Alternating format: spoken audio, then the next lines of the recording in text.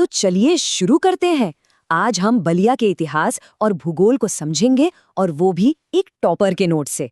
देखते हैं इन नोट्स में क्या खास है जो इसे समझने में हमारी मदद करेगा। ये देखिए, ये माइंड मैप एकदम परफेक्ट ओवरव्यू देता है बलिया का। एक तरफ इसकी प्राचीन ऋषि मुनि हैं, तो दूसरी तरफ दो महान नदियों के बीच की इसकी ज्योग्राफी। चलिए इसको थोड़ा और डिटेल में एक्सप्लोर करते हैं। तो सबसे पहले शुरुआत करते हैं इसकी नींव से, इसकी एंशिएंट रूट से, क्योंकि किसी भी जगह को समझने के लिए उसकी पुरानी कहानियों को जानना जरूरी होता है ना? एक इंटरेस्टिंग बात पता है, बलिया को हमेशा बलिया नहीं कहते थे। इसके कई पुराने नाम थे और हर नाम के पीछे एक कहानी है। जैसे भृगु क्षेत्र, जो महर्षि भृगु के नाम पर पड़ा। ये नाम काफी फेमस है। और बात सिर्फ ऋषियों तक ही नहीं रुकती, इसका कनेक्शन तो हमारे ग्रेट एपिक्स रामायण और महाभारत से भी है। सोचिए, रामायण में राम लक्ष्मण का ताड़का से सामना इसी एरिया में हुआ था। और इससे भी बड़ी बात, महाभारत के रचयिता वेद व्यास जी, उनका जन्म भी इसी मिट्टी पर हुआ था। ये पॉइंट तो एग्जाम के लिए हाईलाइट करना बनता। तो महाकाव्यों के बाद आते हैं बौद्ध काल पर। यहाँ भी बलिया का इंपॉर्टेंस कम नहीं हुआ। राजकुमार सिद्धार्थ ज्ञान प्राप्ति से पहले मेडिटेशन सीखने यहीं आए थे, और बाद में सम्राट अशोक ने यहाँ एक शिलालेख लगवाया, और फेमस चीनी यात्री हुएन-सान ने भी अपनी राइटिंग्स में इस जगह का जिक्र किया है। अच्छा, ये सब तो ठीक है, लेकिन सवाल ये है कि इस जगह का नाम बलिया पड़ा कैसे? इसके पीछे एक नहीं बल्कि कई अलग अलग थ्योरीज हैं। बड़ी इंटरेस्टिंग है, चलिए देखते हैं। तो देखिए, यहाँ पर 4 अलग अलग थियरीज हैं। एक कहती है कि राजा बलि के बलियाग यज्ञ से ये नाम आया। दूसरी थियरी इसको वाल्मीकि जी के आश्रम से जोड़ती है, वाल्मीकिया से बलिया। एक और सिंपल सा रीजन हो सकता है वहाँ की रेतीली मिट्टी, जिसे बालू कमाए कहते हैं। और एक आखिरी थ्योरी है बुली राजाओं की राजधानी होने की। हर थ्योरी का अपना एक लॉजिक है। ओके, तो माइथोलॉजिकल कहानियों से अब आगे बढ़ते हैं एक्चुअल हिस्ट्री की तरफ। मेडिवल से लेके मॉडर्न टाइम्स तक देखते हैं कि बलिया ने क्या-क्या देखा है। ये टाइमलाइन देखिए, ये कुछ मेजर टर्निंग पॉइंट्स हैं। 1194 में कुतुबुद्दीन ऐबक यहाँ आता है।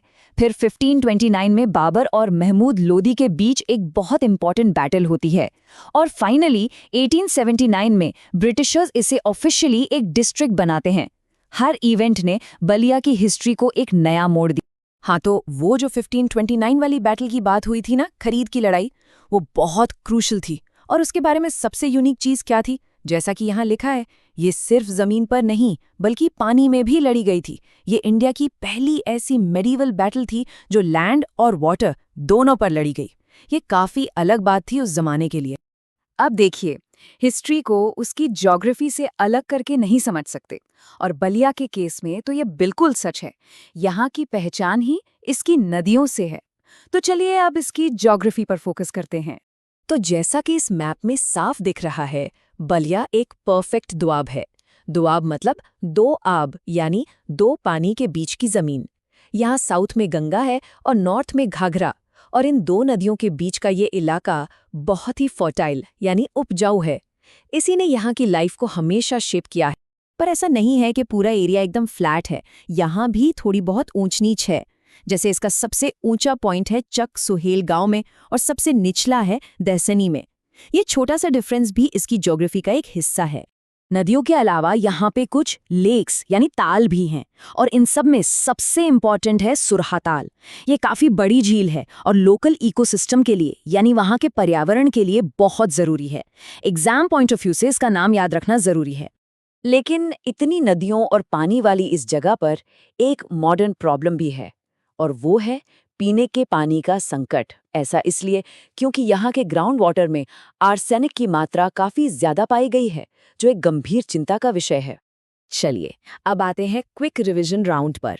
ये हैं वो 1 लाइन ऑफ फैक्ट्स जो एग्जाम के लिए एब्सोल्युटली एसेंशियल हैं। इनको बिल्कुल मिस नहीं करना है। तो फटाफट नोट कर लीजिए, यहाँ की जलोढ़ मिट्टी की एवरेज मोटाई 407 मीटर्स। घाघरा नदी का लोकल नाम है देवहा। और हाँ, ददरी मेला जो इंडिया का सेकेंड लार्जेस्ट कैटल फेयर है, वो यहीं लगता है।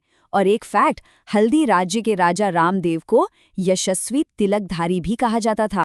और ये जो ददरी मेला है ना, ये सिर्फ एक पशु मेला नहीं है, ये बलिया के कल्चर का एक बहुत बड़ा फेस्टिवल है।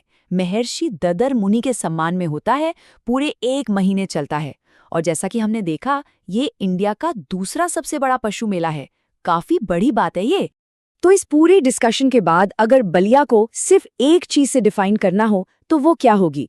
एक ऋषि की तपोभूमि, एक हिस्टोरिक बैटलफील्ड, या फिर 2 नदियों से घिरी एक जमीन? ये एक सवाल है जिस पर सोचा जा सकता है।